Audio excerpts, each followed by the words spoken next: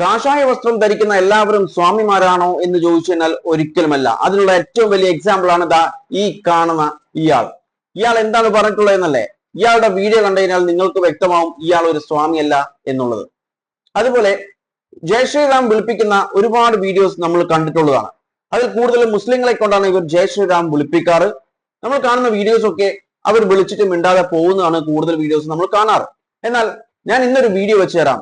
അതിൽ ജയ് ശ്രീറാം വിളിപ്പിക്കാൻ ഒരുത്തൻ പോകുന്നുണ്ട്, പക്ഷെ പിന്നീട് അവൻക്ക് എന്താണ് സംഭവിച്ചിട്ടുള്ളത് എന്ന് നമുക്ക് കാണാം. അതിനു മുൻപായി നമുക്ക് ഈ കാഷായ വസ്ത്രം ധരിച്ചിട്ടുള്ള ഈ ഒരു വ്യക്തി, അതായത് അയാൾ എന്ന് പറയുന്നത് ജഗദ്ഗുരു പരംഹൻസ് ആചാര്യ, ഹെഡ് ഓഫ് അയോധ്യ തപസ്വി ചൗവാനി, അവർ പറഞ്ഞിട്ടുള്ള കാര്യങ്ങൾ നമുക്ക് കേൾക്കാം. भारत में नमाज पर पूर्ण प्रतिबंध लगाया जाए। क्यों? क्योंकि महामहिम राष्ट्रपति द्रौपदी मुर्मू जी को हमने पत्र भेज करके मांग किया है कि भारत में नमाज पर पूर्ण प्रतिबंध लगाया जाए। क्यों? क्योंकि इस्लाम एक ऐसी उपासना है कि जो दूसरी उपासनाओं को निगल जाती है, और इसका उदाहरण है 16 अगस्त 1946 डायरेक्ट एक्शन डे, 1990 हिंदू नरसंहार कश्मीर। अभी मौलाना जरगिस अंसारी, इन्होंने जो भगवान श्री कृष्ण को नवाजी बताया, जबकि पैगंबर मोहम्मद के पहले कोई मुसलमान ही नहीं था धरती पर। കണ്ടില്ലേ, ഇത്രയും വിഷം തുപ്പുന്ന ഒരാൾക്ക് ഒരു സ്വാമിയാകാൻ സാധിക്കുമോ? ഒരിക്കലുമില്ല. ഈ ലെറ്റർ 17-ാം തീയതി 7-ാം മാസം 2026 ചെയ്തതാണ്. അതായത് ഈ ഒരു ലെറ്ററിൽ പറയുന്ന കാര്യങ്ങൾ, അതായത് നമ്മുടെ ബഹുമാനപ്പെട്ട ഇന്ത്യൻ പ്രസിഡന്റ് ദ്രൗപദി മുർമുവിന് വേണ്ടിയിട്ട് എഴുതിയിട്ടുള്ള ലെറ്റർ ആണെന്നാണ് പറയുന്നത്. ഈ ലെറ്ററിൽ ഡിമാൻഡ് ചെയ്തിട്ടുള്ളത് ബാൻ ഓഫ് നമാസ്, അതായത് മുസ്ലിങ്ങളുടെ നമസ്കാരം അത് ബാൻ ചെയ്യണം, ഇന്ത്യയിൽ ഒട്ടാകെ ബാൻ ചെയ്യണം എന്നാണ് ഇയാൾ ഡിമാൻഡ് ചെയ്തിട്ടുള്ളത്. അതുപോലെ ഇയാൾ പറയുന്നത് ഇസ്ലാം എന്നത് മറ്റു ആരാധനാ രീതികളെ വിഴുങ്ങുന്ന അല്ലെങ്കിൽ മാറ്റി സ്ഥാപിക്കുന്ന ഒരു ആരാധനാ രീതിയാണ് എന്നാണ് ഇയാൾ പറഞ്ഞു വെക്കുന്നത്. അത് മാത്രമല്ല, ഇദ്ദേഹം പറയുന്ന മറ്റൊരു കാര്യം എന്ന് പറയുന്നത് ഹിസ്റ്റോറിക്കൽ ഇവന്റ്സ് ആയിട്ടുള്ള ഡയറക്റ്റ് ആക്ഷൻ ഡേ ഓഗസ്റ്റ് 16, 1946, അതുപോലെ കശ്മീരി ഹിന്ദുക്കൾക്ക് സംഭവിച്ചിട്ടുള്ളത് 1990, ഈ കാര്യങ്ങളൊക്കെ മെൻഷൻ ചെയ്യുന്നുണ്ട് അവരുടെ സ്റ്റേറ്റ്മെന്റ് അല്ലെങ്കിൽ സ്റ്റാൻഡ് ഉറപ്പിക്കാം, ജസ്റ്റിഫൈ ചെയ്യാൻ വേണ്ടി.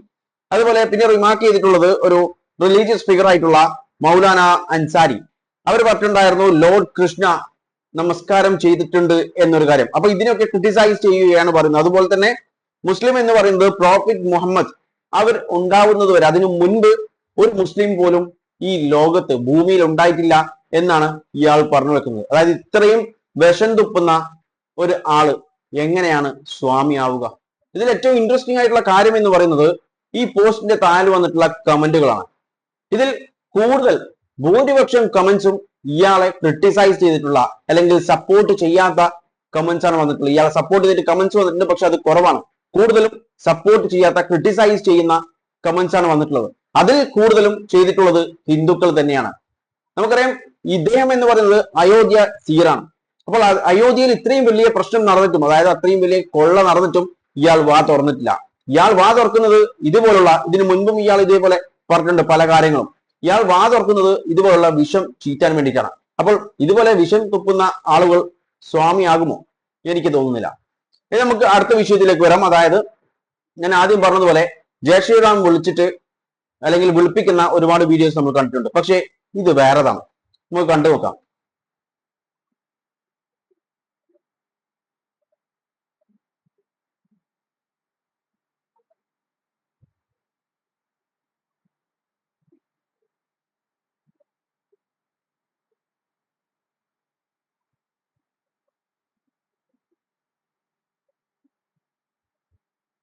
കണ്ടില്ലേ, ആ വൃദ്ധനെ കൊണ്ട് ജയ് ശ്രീറാം വിളിപ്പിക്കാൻ നോക്കിയതാണ്.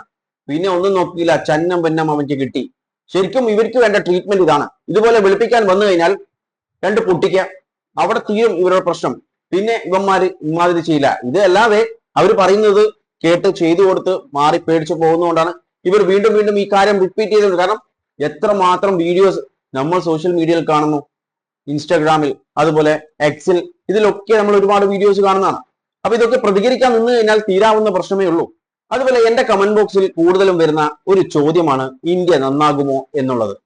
എനിക്ക് യാതൊരു പ്രതീക്ഷയുമില്ല. ഇത് കണ്ടില്ലേ, ഇയാൾ എന്ന് പറയുന്നത് ഒരു യൂണിയൻ മിനിസ്റ്റർ ആണ്, minister of state for home affairs of India, Bandi Sanjay Kumar. ഇയാൾ പറഞ്ഞിട്ടുള്ളത് ഹിന്ദുക്കളുടെ സനാതന ധർമ്മം അപ്ഹോൾഡ് ചെയ്തിട്ട് വെക്കാൻ വേണ്ടിയിട്ട് എന്ത് ചെയ്യും, തെലങ്കാനയിൽ ഒരു ഗവൺമെന്റ് ഫോം ചെയ്താൽ, once we form a government എന്നാണ് പറഞ്ഞത്. ഓക്കെ, ചെയ്തു കഴിഞ്ഞാൽ നമ്മൾ ആദ്യം ചെയ്യാൻ പോകുന്നത് ഹിന്ദുക്കളായിട്ടുള്ള പെൺകുട്ടികൾ, അതായത് ഹിന്ദുക്കളായിട്ടുള്ള പെൺകുട്ടികൾ സ്റ്റുഡൻസ് ആണ്, ഇവർക്ക് എന്ത് ചെയ്യും, ബിന്ദി അതുപോലെ ബാംഗിൾസ് ഇതൊക്കെ നൽകുമെന്നാണ് പറഞ്ഞത്. അല്ലാതെ പെന്നും പെൻസിലും ബുക്കും ഒന്നല്ല നൽകുക. ഇവർ ആദ്യം നൽകുക ഇതൊക്കെയാണ്. ഇതാണോ നമ്മുടെ ഇന്ത്യക്ക് വേണ്ടത്? ഇതാണോ ഇന്ത്യയുടെ പ്രശ്നം? അല്ല, ഇന്ത്യക്ക് ഒരുപാട് പ്രശ്നങ്ങളുണ്ട്.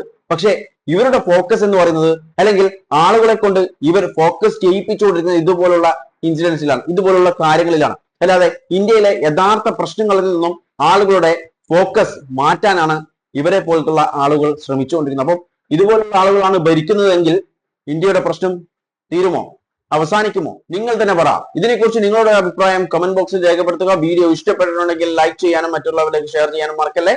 And thanks for watching me and stay tuned for another video. Okay, thank you.